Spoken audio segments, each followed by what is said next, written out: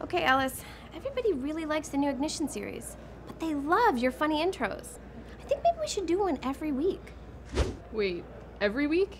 That's a lot of extra work. But people love them. I mean, maybe you could come up with, I don't know, like a shtick. You need a shtick. A shtick. Right. But what are they going to be about? Everybody already knows we changed the name to Ignition. I'm sure you can think of something. What about an intro about how we're out of intro ideas because everyone already knows we changed the name? Feels a bit meta. I think you can do better.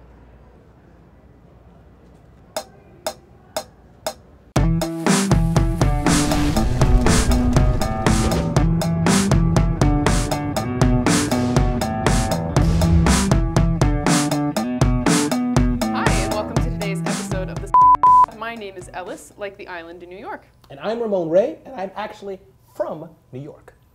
That's pretty cool, and we're here every week to answer your small business sales and marketing questions. Let's get into today's question, shall we, Ramon? Let's do it. All right, today's question is from Michelle.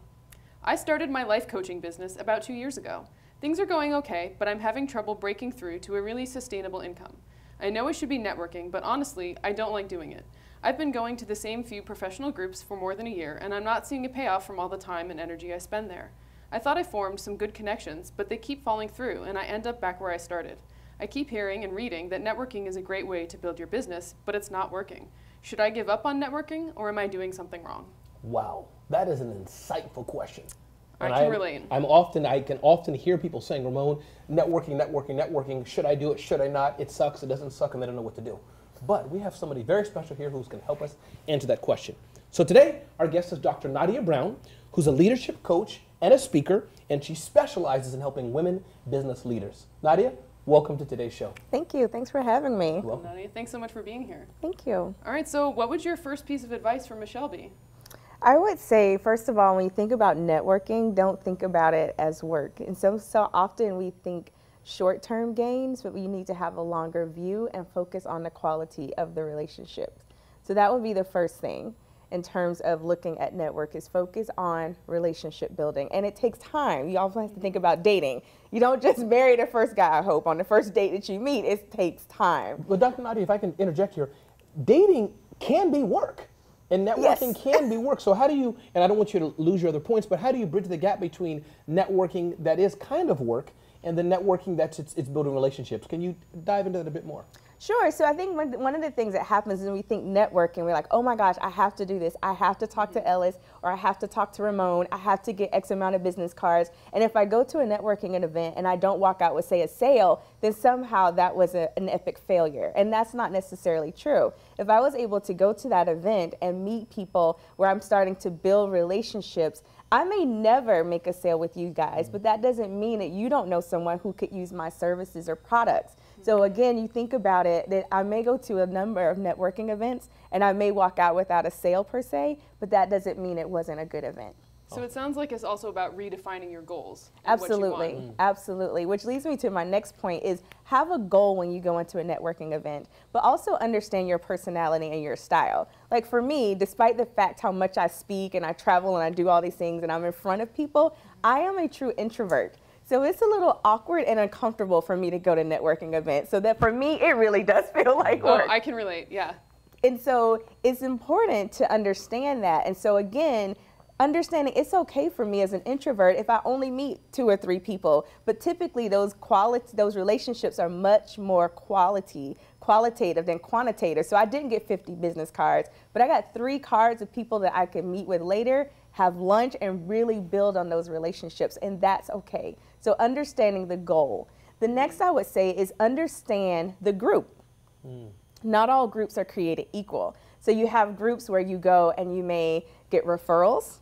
You have groups where you're going and you may actually be in a community of people that are your ideal clients. And again, you may have groups where you're with your peers and there may be opportunities to leverage those relationships for like joint ventures. So looking at the group and also understanding those dynamics is also important. So how do you determine what kind of group that is?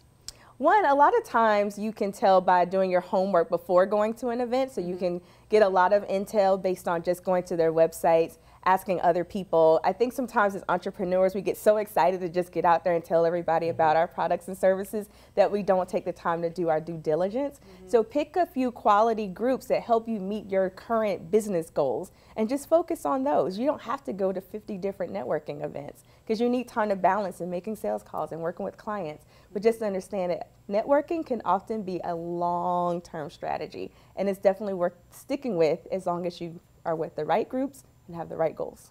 And Dr. Nadia, you mentioned the word introvert. I'm not an introvert. I was born not an introvert. Yeah. And Ellis, I don't know, are you introvert, not introvert? You are? Okay, introvert. I wouldn't know it. You're doing a great job. But Dr. Nadia, talk to the introvert here, because we have a lot of people who may be watching the show who could be on the quieter side. They walk into a room and they freeze up. Or they walk in a room with 50 business cards and they have the same 50 business cards in their pocket. Yes. Talk to those people, introverts, how can they be more effective networkers? One, I would say for introverts, take the pressure off of yourself by focusing on how you can serve the other person. And so if you make it all about them, it takes it all off of you. So if I introduce myself and I ask you questions, how are you doing? How can I serve you? How can I support you?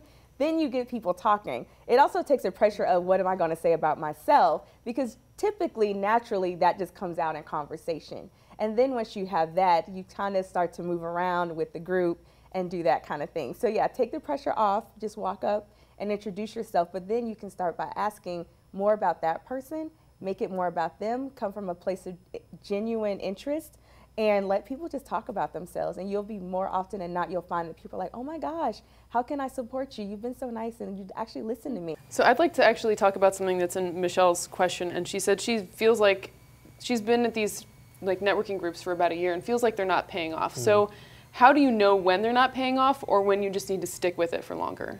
One, I would say when you realize that the group isn't meeting your needs.